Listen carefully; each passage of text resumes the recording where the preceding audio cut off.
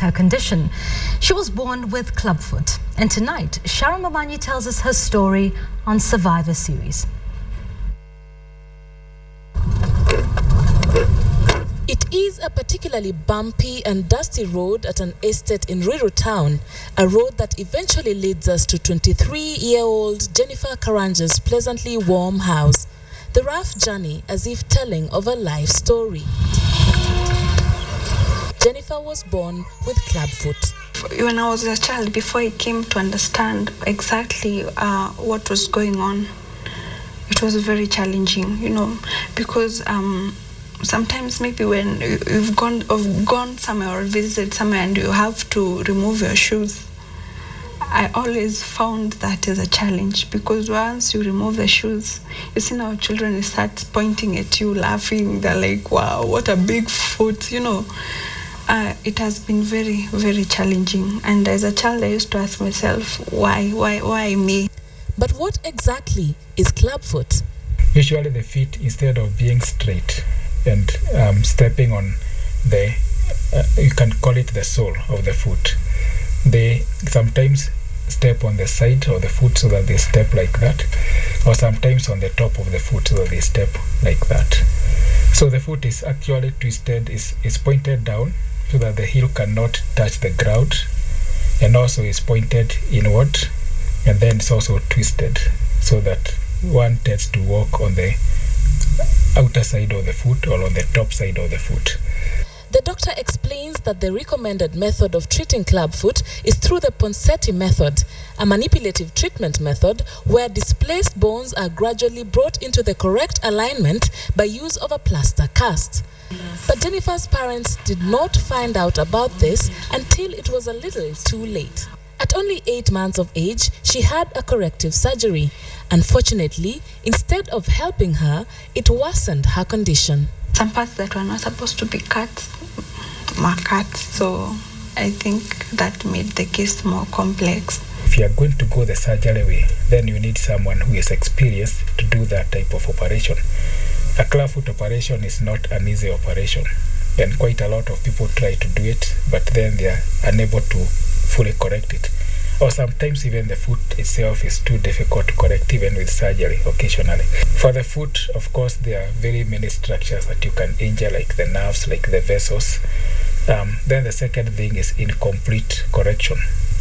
But as long as you have done an operation on any place, like a part of the body, there is scarring that takes effect. There is some scarring within the place where you have operated.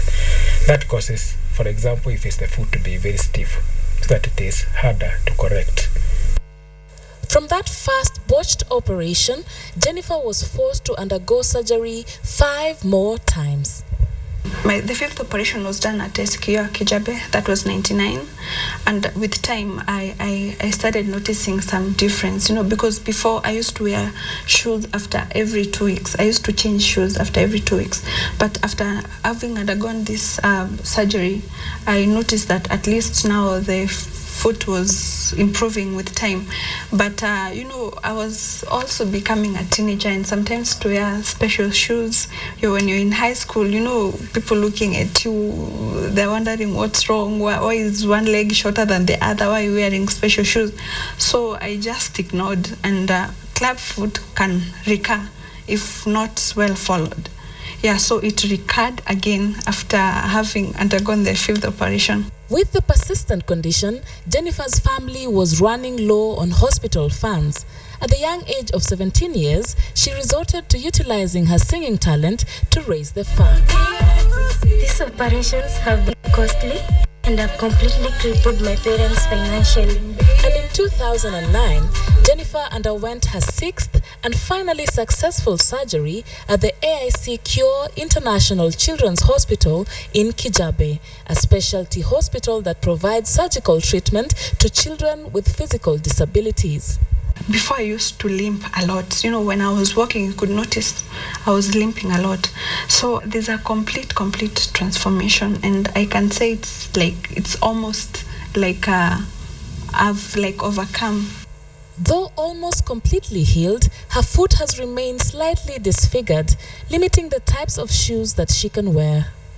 right now I can wear shoes, but I can only wear boots. I found a strategy that I compose myself. You know, I always wear something that is compatible with the shoes that I wear. And I decided to use my weakness as my stronghold. So I decided to, you know, start a campaign and create awareness and also inspire the other people, you know, born with clubfoot, and tell them that it's okay. There's this lady from Zimbabwe.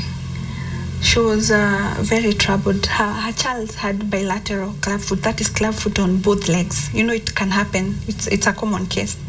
So she was very, very, very worried about her baby because she had looked for hospitals everywhere.